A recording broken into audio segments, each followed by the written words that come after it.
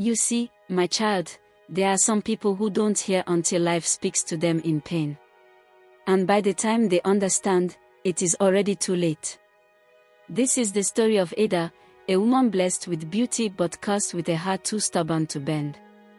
The kind of woman who believed her way was the only way, even when the road ahead was filled with thorns. I knew Ada well. I watched her grow from a spirited young girl into a woman who carried fire in her words and storms in her soul. From the very beginning, the signs were there. But who are we to force wisdom on those who have locked their hearts? Let me tell you what happened, and you will see for yourself. The first time I saw Ada, she was no more than 10 years old, playing in the dusty courtyard of her father's compound. Even then, her voice was the loudest, her presence impossible to ignore. She was not like the other girls who stayed quiet, waiting for their mothers to call them. No, Ada made herself known. If there was an argument, she was in the middle of it. If a boy pushed her, she pushed back harder. She is strong-willed, the villagers would say. That girl will not let anyone control her. But there is a thin line between strength and stubbornness.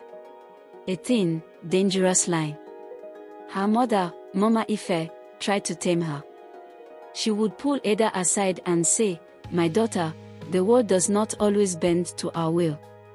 Sometimes, we must learn to soften our words, to be gentle like the morning breeze." But Ada would shake her head. "I don't want to be a breeze, Mama.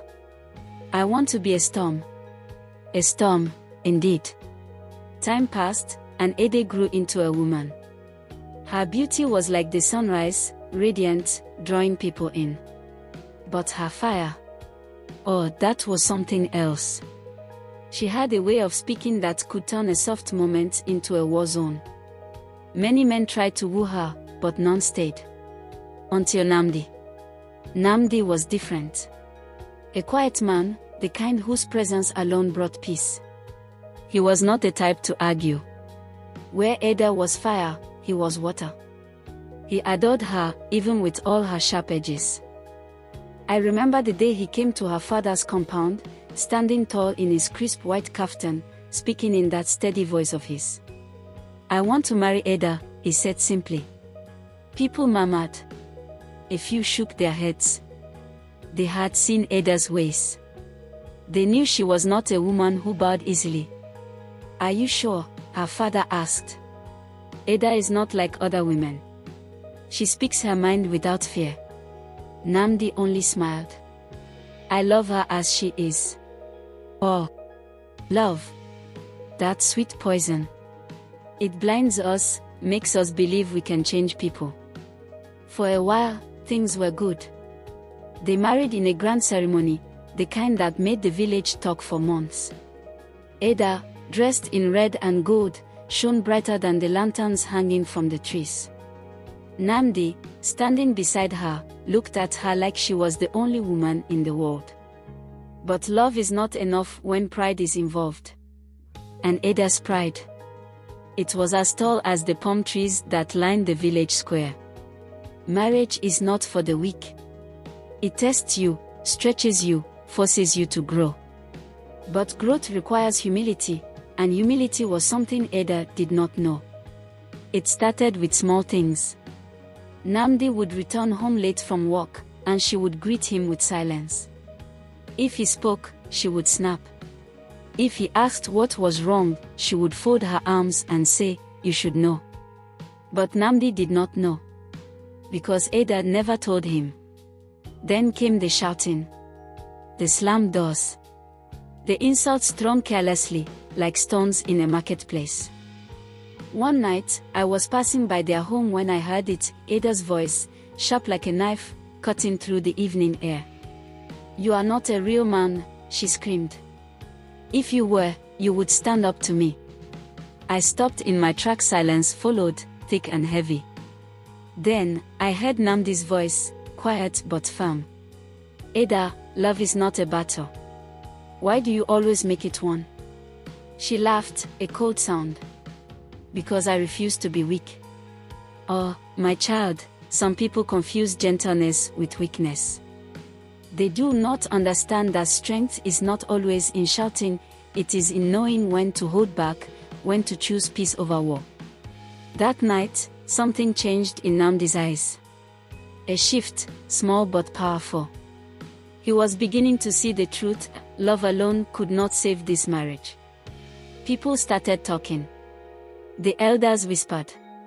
The women shook their heads. If she does not change, they said, she will lose him. Even Mama Ife, Ada's own mother, pulled her aside one afternoon.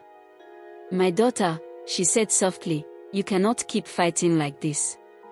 A man's heart is like a clay pot, if you break it too many times, it will never hold water again. But Ada only rolled her eyes. Mama, you worry too much. Nnamdi will never leave me. Pride. That dangerous thing. Then came the day that changed everything. I still remember it clearly. The sun was setting, painting the sky in shades of orange and red. I was sitting outside my hut when I saw Nnamdi walk past, a small bag slung over his shoulder. He was leaving. I knew, even before he spoke. I called out to him, and he stopped, looking at me with tired eyes. I have tried, he said simply. But love cannot live where there is no peace. And just like that, he was gone. Ada did not believe it at first. She thought he would return, that he was simply trying to teach her a lesson. But days turned to weeks, and Nnamdi did not come back. And then, one day, she heard the news. Nnamdi had found someone else. A woman who spoke softly, who made his home a place of warmth. That was when Ada finally understood. But by then, it was too late. My child, do you see? The signs were there from the beginning. The warnings were clear. But Ada refused to listen. And now, she was about to face the true cost of her pride *. In the next part, I will tell you what happened when Ada finally realized the weight of her mistakes. How she tried to fix what was broken, and the lessons she learned in the most painful way. But for now, let me leave you with this.